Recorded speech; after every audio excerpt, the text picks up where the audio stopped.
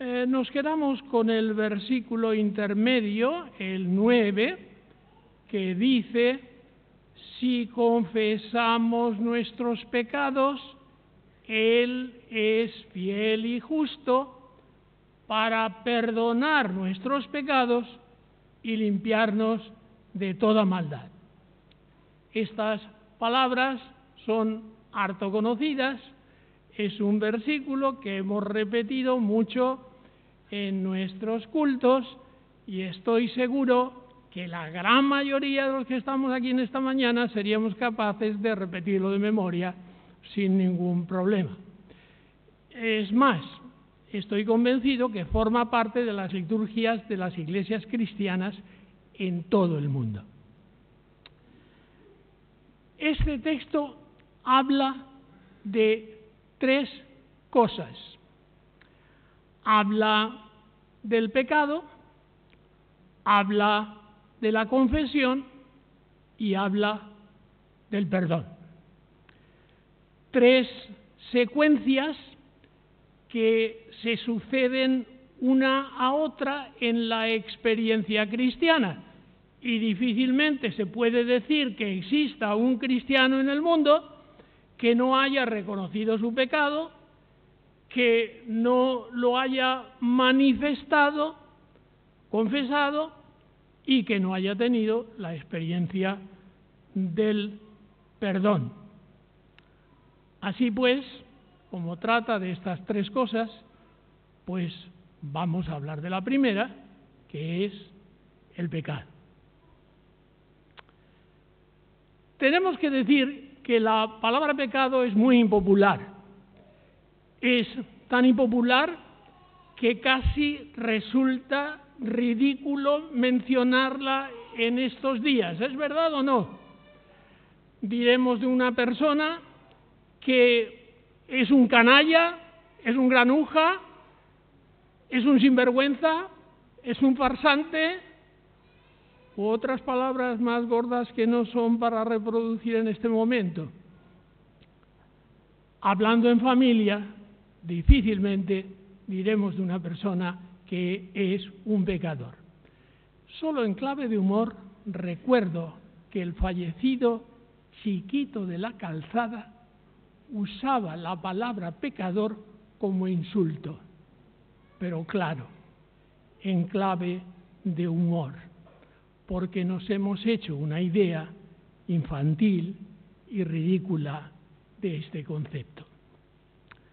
Sin embargo, si echamos una mirada alrededor en nuestro mundo, si vemos el bombardeo que todavía está amenazando a un sector de un país como Siria, si escuchamos acerca de la masacre que se está realizando en un país como Yemen, pues tenemos que reconocer que hay cosas que no están bien en el mundo, que hay algún elemento que perturba la vida natural. Si sabemos de los miles de personas que diariamente mueren de hambre y el rey de Marruecos vuelve de sus vacaciones luciendo un reloj de pulsera en la muñeca de platino que vale $1.000.000, pues tenemos que reconocer que en este mundo hay cosas que no funcionan bien.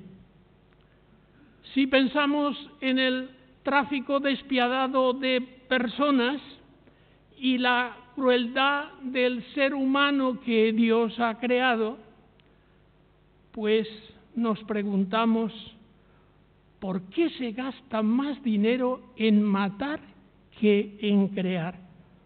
¿Por qué se dedica más energía en hacer el bien que en hacer el mal? ¿Y por qué los hombres se esfuerzan más en hacer daño que en ayudar? El elemento que la Biblia llama pecado, lo que no cabe duda es que es una realidad. En la Biblia se dice, en primer lugar, que el pecado es universal. Es decir, que afecta a todos por igual. En varios lugares en la Biblia se hace esta afirmación categórica. No hay diferencia, porque todos pecaron. A lo mejor tú me dices, bueno, yo no he hecho mal a nadie, yo soy una buena persona. Bueno, yo no te lo discuto, puede ser. Pero hemos leído en la epístola que si decimos que no tenemos pecado nos engañamos a nosotros mismos. Es como el que cuenta grandezas y lo hace con tanta convicción que termina engañándose a sí mismo, creyéndoselo él solo. Y no solo nos engañamos a nosotros mismos, sino algo más grave. Afirmamos que Dios no está diciendo la verdad. Hacemos a Dios mentiroso. Sí, la Biblia dice que somos pecadores. Y si lo dice la Biblia, será verdad. Podemos definir el pecado diciendo que es una agresión contra alguien. ¿Una agresión contra quién? En primer lugar, es una agresión contra Dios. A Dios le importa mucho nuestra conducta y de un modo especial el lugar que le damos a Él en nuestra vida. Cuando alguien quebranta un mandamiento, está despreciando a Dios. Todo pecado se dirige siempre contra Dios. El pecado siempre es contra Dios. No importa qué clase de pecado sea, siempre es contra Él.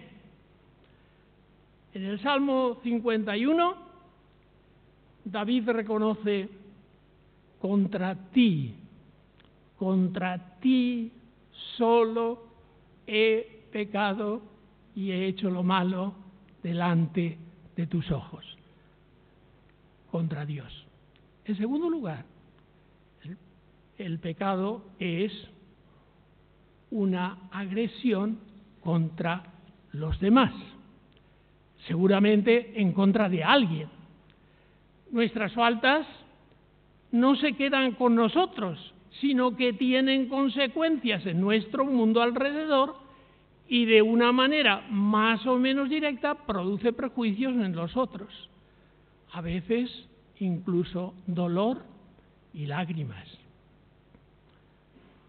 Y en tercer lugar, contra uno mismo. El pecado algunas veces se queda en nosotros. Perjudica nuestro carácter y posiblemente nuestra salud. Nos sumerge en las tinieblas y nos impide discernir la belleza y la felicidad que produce la vida eterna. Sí, el pecado es una triple agresión contra Dios, contra los demás y contra nosotros mismos. A este respecto debemos mencionar la ley de Dios, los 10 mandamientos. Es una, por decirlo así, una clasificación de los pecados en 10 capítulos. Santiago se refiere a la ley de Dios y dice que es como un espejo donde contemplamos nuestro rostro natural. Nos levantamos por la mañana, nos miramos en el espejo y no es el momento cuando estamos más guapos. Luego te afeitas o te pintas, te arreglas y ya estamos más pasables. De todas maneras, la ley de Dios solo contiene 10 principios generales que es necesario aplicar en cada circunstancia correcta. Digamos, como conclusión acerca del pecado, que es más una actitud en la vida. El pecado tiene que ver con las motivaciones del alma, con las tensiones que todos nosotros llevamos dentro. Es muy difícil confeccionar una lista diciendo esto es pecado y esto no lo es. ¿Quién podría clasificar la mala baba como pecado, siendo casi tan imperdonable como aquel que la Biblia menciona contra el Espíritu Santo? Creo que me excedo. Pero sí decir que es ante todo una actitud de la vida, más que un acto concreto. Si cierro una puerta es un acto neutro, pero si con ello dejo fuera aquel que tiene frío o procuro machacar los dedos al que los tiene en el marco, será mi intención egoísta o agresiva lo que determina la calificación del acto. Sí, el pecado es una actitud de la vida, es una realidad. Pasamos al segundo asunto de que nos habla el texto, que es la confesión.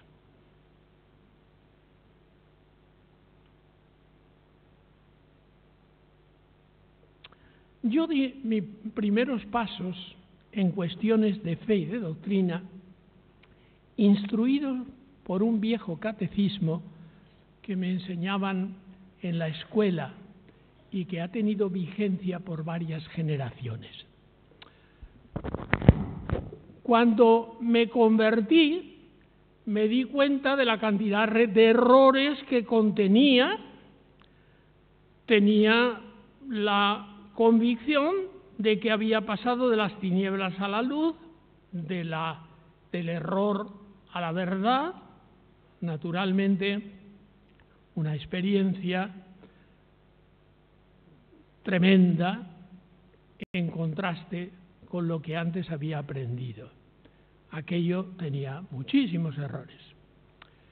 Pero pasado el tiempo y meditando, pues pienso que alguna que otra cosa no estaba del todo mal. Y recuerdo que, hablando de la confesión, decía que una buena confesión requiere 5 requisitos. Y estos son: examen de conciencia, dolor de corazón, propósito de enmienda, manifestación de la falta y asumir las consecuencias. Tengo que decir que lo he cambiado un poquito para no confundir. Nos detenemos particularmente en el primero de los requisitos: examen de conciencia.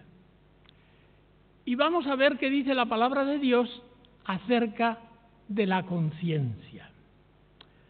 Vamos a ver algunos textos. Salmo 16, 7. Bendeciré a Dios que me aconseja. Aún en las noches me enseña mi conciencia. Aquí hay un hombre que se siente guiado por Dios, pero no oye voces misteriosas, ni tiene aparición de ángeles, ni tampoco visiones fantásticas. el instrumento del consejo de Dios es su propia conciencia.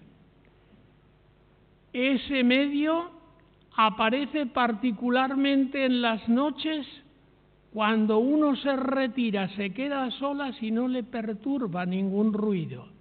Y entonces se presenta su conciencia. Pero ¿qué será eso de la conciencia? Y sobre todo, ¿dónde se encuentra? Consultando la Biblia en alemán de Zwinglio, la Biblia de Zúrich, que es la que allí utilizamos en alemán, dice die Inneren, que puede traducirse como las entrañas. La conciencia dice que está en las entrañas, o intercambia la palabra conciencia con las entrañas. Si consultamos la inglesa clásica, King James, dice the reins, que se traduce como los riñones. Igual que nosotros atribuimos al corazón los sentimientos, los antiguos atribuían a los riñones la conciencia. Naturalmente, son figuras. Lo que resulta indudable es que se trata de un sujeto que aparece y conversa con nosotros y hasta discute. Algunas veces viene para felicitarnos y nos dice: has hecho muy bien diciendo eso, haciendo tal cosa. Incluso hasta nos anima: no te preocupes, tú no tienes la culpa. Pero otras veces nos recrimina, se encoleriza y nos atormenta y nos dice: pero ¿no te da vergüenza? ¿Cómo es posible que tú obres así? Se podría decir que la conciencia es como una especie de juez. Bueno, yo prefiero pensar que es como una buena madre que se alegra cuando obramos bien y nos amonesta cuando vamos por mal camino. Veamos otro texto. Juan 8:9. Acusados por su conciencia, salían uno a uno, comenzando desde los más viejos y hasta los postreros. Esta frase pertenece al relato de la mujer adúltera, cuando Jesús dijo: quien esté libre de pecado, que arroje la primera piedra. Y en esa ocasión la conciencia pronuncia un juicio severo, absoluto, con tal fuerza que los induce a marcharse y desistir de aquellos crueles instintos. Es posible que en ocasiones esta advertencia o recriminación de la conciencia sea suficiente para no hacer lo que no debemos. Hechos 24:16.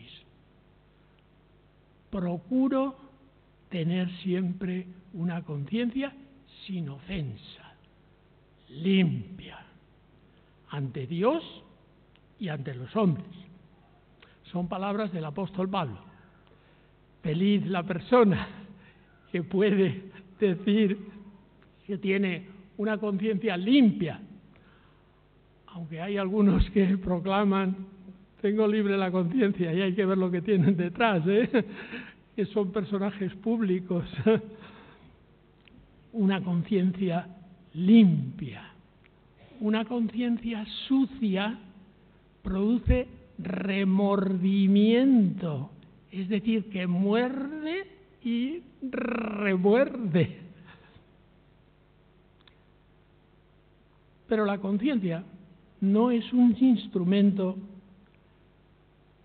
absolutamente confiable, no es seguro, porque puede adolecer de dos defectos. 1 Timoteo 4:2. Teniendo cauterizada la conciencia, cauterizada es decir, quemada, teniendo la conciencia quemada. Hasta su conciencia está corrompida. Algo ha pasado que la conciencia ya no cumple su misión. En estos días, cuando se habla tanto de la tragedia de los refugiados, muchas personas procedentes del África negra huyen de la guerra, del hambre, del genocidio. Algunos, muchos cientos que quieren llegar a Europa, arriban a Libia. Allí una organización los recibe, los encierra y los pone a la venta como esclavos a 400 euros la pieza.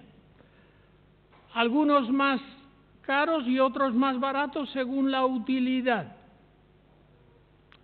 La conciencia cauterizada o corrompida es mucho más frecuente de lo que nos podemos imaginar.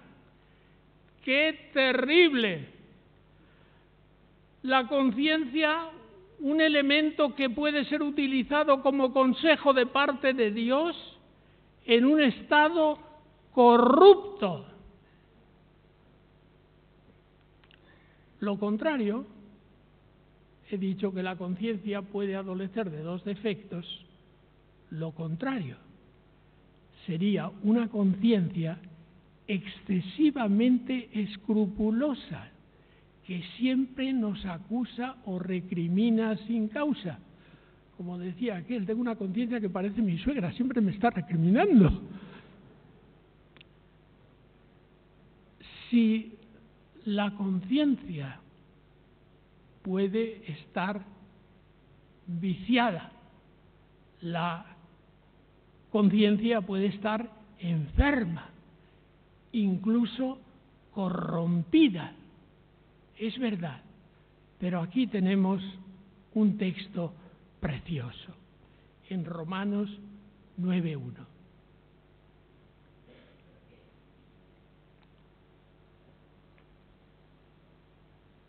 Mi conciencia me da testimonio en el Espíritu Santo.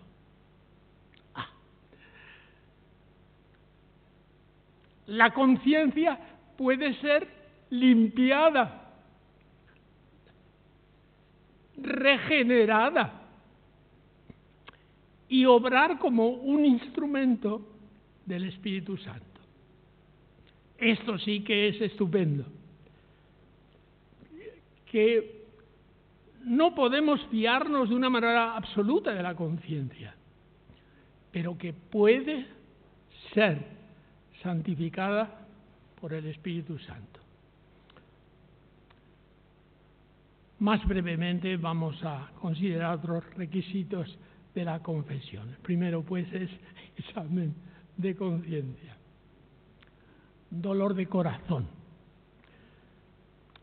Los sacrificios de Dios, hemos leído esta mañana, son el espíritu quebrantado. Al corazón contrito y humillado no despreciarás tú. El dolor de corazón en la Biblia se llama quebranto.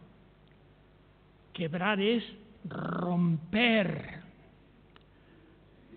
De los riñones que decían los antiguos pasamos al corazón, un corazón quebrantado o roto. Hemos hecho mal, hemos ofendido, nos hemos portado mal, ¿Cómo podemos permanecer impasibles como si no ocurriera nada? Es necesario decir, lo siento, lo siento, lo siento. Y si el pecado es grave, si hemos ofendido a Dios, si hemos ocasionado la desgracia de alguien, no es mucho llegar a derramar lágrimas. Sí, dolor de corazón. Propósito de enmienda. Faltaba más. Nos proponemos no hacer eso nunca más. Ya sé que eso no tiene mucho resultado, que volvemos a caer una y otra vez en lo mismo, y que a pesar de eso ni siquiera se agota la paciencia de Dios. Pero al menos, deseamos enmendarnos esta vez. Manifestación de la falta. Este es el meollo de la confesión. Confesar significa reconocer y declarar abiertamente. Hay que decir, he hecho esto y soy culpable. No tengo excusa. Lo confieso y me arrepiento. Ahora bien, ¿a quién se lo tengo que decir?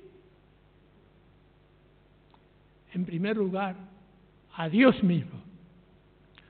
Contra ti he pecado. El cristiano se confiesa directamente con Dios, para lo que no necesita intermediarios. Eso está claro, ¿verdad? Dios está presente y nos escucha. Dicen que en Los Ángeles hay una organización que tiene en funcionamiento una línea telefónica para confesarse. A los que llaman se les da oportunidad para confesar de una manera anónima sus pecados por el único precio de la llamada. Y dice que han llegado hasta 500 personas por día a llamar para confesar sus pecados. Son personas que han dejado de ir a la iglesia, pero que siguen creyendo en Dios y que tratan de encontrar la paz consigo mismos.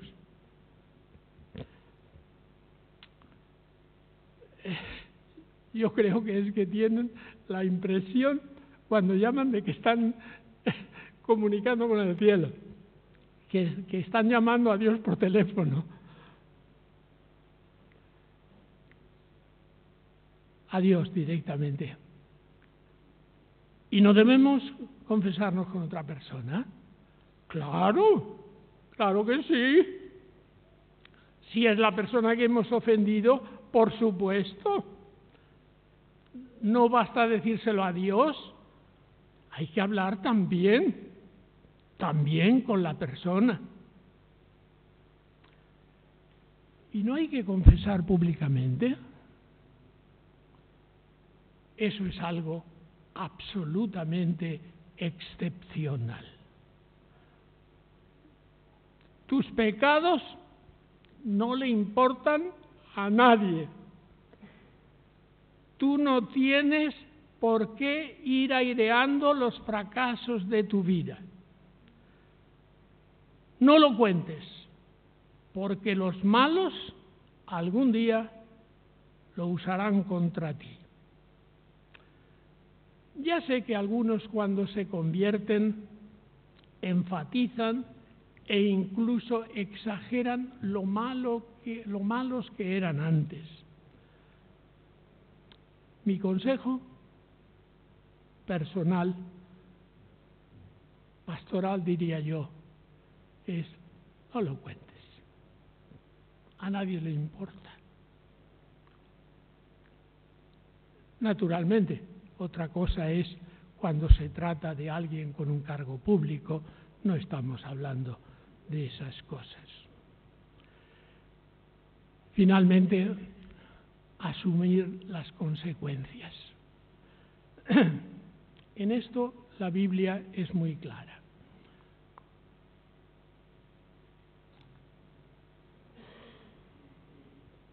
Todo lo que el hombre sembrare, eso también segará.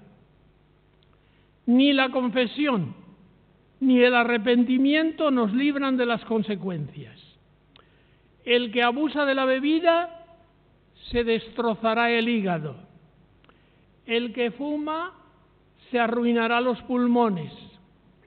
El que se dedica al crimen, tarde o temprano dará con sus huesos en la cárcel. Y el que desprecia a los demás no puede esperar recibir simpatía de nadie. El texto habla del pecado, de la confesión y del perdón. ¿Es que entonces no hay esperanza? Claro que sí. Nuestra esperanza radica en la misericordia de Dios que viene a nuestro encuentro con palabras de perdón y de amor. Entonces escuchad directamente lo que dice el Señor. No ha hecho con nosotros conforme a nuestras iniquidades, ni nos ha pagado conforme a nuestros pecados. Deje el impío su camino y el hombre inicuo sus pensamientos y vuélvase a Jehová, el cual tendrá de él misericordia, y al Dios nuestro, el cual será amplio en perdonar. Si vuestros pecados fueren como la grana, como la nieve, serán emblanquecidos. Si fueren rojos como el carmesí, vendrán a ser como blanca lana. La sangre de Jesucristo, su Hijo, nos limpia de todo pecado. Y el mismo Padre sale al encuentro del Hijo que viene a confesarse diciendo: he pecado contra el cielo y contra ti. Mira lo que dice el Salmo 32. Mientras callé, se envejecieron mis huesos en mi gemir todo el día. Mi pecado te declaré, no encubrí mi iniquidad. Dije: confesaré mis transgresiones a Jehová, y tú perdonaste la maldad de mi pecado. El perdón es necesario para la vida. Nos libra de los errores del pasado y nos da esperanza para el futuro. El perdón es un valioso regalo que no se obtiene ni se da fácilmente. Para perdonarnos fue necesario que Jesucristo viniera a la tierra a morir por ti y por mí. Jesucristo murió en la cruz del Calvario en nuestro lugar para que así nuestros pecados fueran perdonados. Solo te pide confesar.